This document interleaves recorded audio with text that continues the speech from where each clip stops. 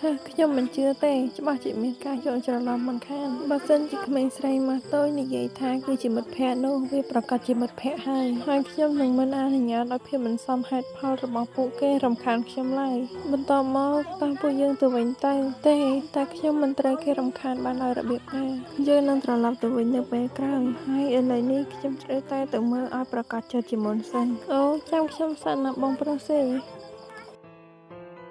នេះជាវាមានន័យថាក្មេងស្រីម៉ាស់តូចបានស្គាល់សេះលីយ៉ៅមុនខ្ញុំនៅយូរជាងនេះទៀតអូត្រូវហើយវេទិកា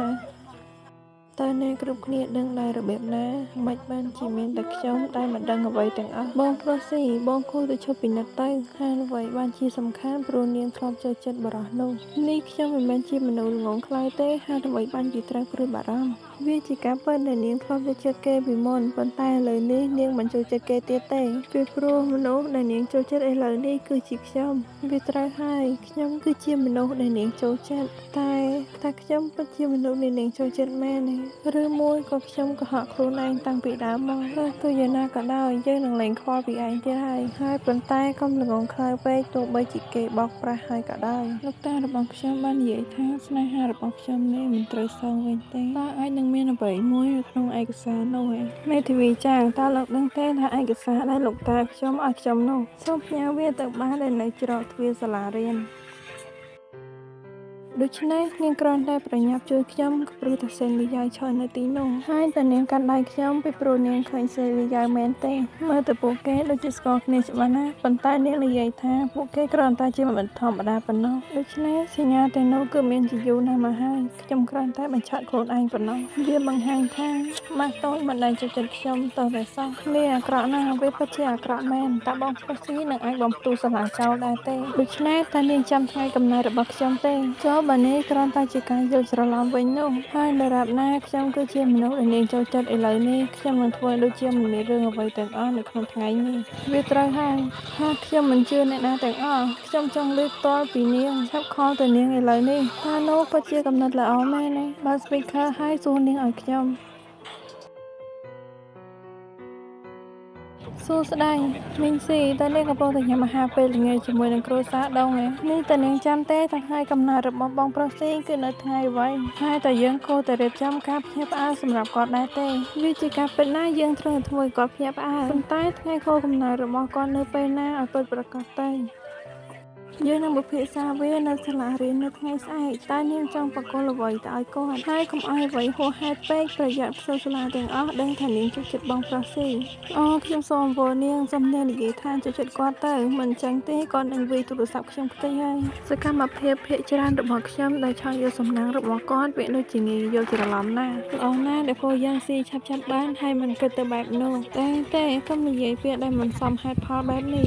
បងប្រុសស៊ីគឺជាចៅហ្វាយរបស់ខ្ញុំមិនដែលគិតថាខ្សែទូរស័ព្ទត្រូវបានផ្ដាច់នេះតើទូរស័ព្ទរបស់ឆេងវិនខូចមែនទេនាងមិនចូលចិត្តខ្ញុំទេបងប្រុសស៊ីបើសិនជាបងមានអារម្មណ៍ថាដូចជាត្រូវគេបោកប្រាស់នោះហើយមិនចង់ជប់ចែមីស៊ីទៀតទេហើយដើម្បីបងមិនចុះឈ្មោះផ្នែកទេឲ្យនាងទៅតែគេបោកប្រាស់នាងមិនមែនជាមនុស្សដែលប្រភេទហ្នឹងទេបំភ្លេចវាចោលទៅកុំនិយាយអំពីរឿងដែលមិនសមហេតុផលទាំងនេះឯងវាគ្រាន់តែជាការស្រមោលសម័យរបស់ខ្ញុំប៉ុណ្ណោះបងប្រុសស៊ីនេះកុំឲ្យអ្នកណាដឹងពីរឿងអ្វីដែលបានកើតឡើងក្នុងថ្ងៃនេះបាទយល់ព្រមហើយខ្ញុំនៅថាអាចបន្តធ្វើដូចជាគ្មានរឿងអ្វីកើតឡើងបន្ទាប់ពីថ្ងៃនេះទៅយល់ព្រមឥឡូវនេះខ្ញុំនឹងមិនភ្លេចទៀតទេមីងស៊ីអាហារត្រជាក់ហើយមីងស៊ីឥឡូវនេះឯងកំពុងតែស្នាក់នៅឯសាលាហើយឯងគួរតែមកលេងយើងនៅពេលដែលសាលារបស់ឯងសម្រាកខ្ញុំហេតុអីបានជាឯងស្ទះស្ទើរយើងបានចាត់ទុកឯងជាកូនស្រីរបស់យើងជាយូរណាស់មកហើយលោកយាយរបស់ឯងបានប្រគល់ឯងឲ្យយើងមើលថែមុននឹងគាត់ស្លាប់បើសិនជាយើងដឹងពីអ្វីដែលគ្រួសារចៅធ្វើចំពោះឯងបែបនេះយើងនឹងមិនទៅក្រៅប្រទេសនោះទេអូត្រូវហើយនិយាយអញ្ចឹងមីងស៊ីតើបងមិនចង់ជូនខ្ញុំទៅទិញសម្លៀកបំពាក់ទេឬហើយតើបងអាចជួយខ្ញុំទៅសាលាផ្ទះរបស់ខ្ញុំរយៈពេល2-3ថ្ងៃទៀតបានទេមិនអីទេមីងស៊ីយើងនឹងជូនឯងទៅសាលារៀនវិញហើយបានយើងទៅស្ថាគារវិញមិនអីទេអរគុណច្រើនហើយមីង ចៅមីងស៊ីតើឯងមិនខ្វល់ពីការស្វាគមន៍របស់យើងពេលនេះទេឬឲ្យខ្ញុំទៅនេះអ្នកចង់មានន័យថាអ្វីទៅដែលគេហៅថាស្វាគមន៍នោះបើសិនជានាងបានផ្ដាច់ទំនាក់ទំនងពីគ្រួសារនោះរួចទៅហើយបងស្រីធំនេះតើឯងកំពុងតែហៅអ្នកណាជាបងស្រីធំគាត់គឺជាបងស្រីធំរបស់យើងទេណែឆាប់លែងចាស់មីងស៊ីទៅអាកន្ធាត់ខ្ញុំមិនលែងទេគ្រួសារឯងទាំងមូលទៅជាមនុស្សធាត់មីងស៊ីតើយើងអាចនិយាយពីរឿងនេះឲ្យច្បាស់លាស់បានដែរទេម៉ាក់បានគិតច្រើនណាស់ក្នុងអំឡុង2ថ្ងៃមកនេះម៉ាក់ចង់សុំទោសឯងសុំទោសអ្វីអ្នកគ្រាន់តែនិយាយវាដើម្បីតែប្រយោជន៍ផ្ទាល់ខ្លួនប៉ុណ្ណោះមីងស៊ីតើម៉ាពិតជាបាត់បង់ឯងទាំងស្រុងហើយមែនទេមែនហើយអ្នកបានបាត់បង់ខ្ញុំមីងស៊ីកូនស្រីរបស់ខ្ញុំ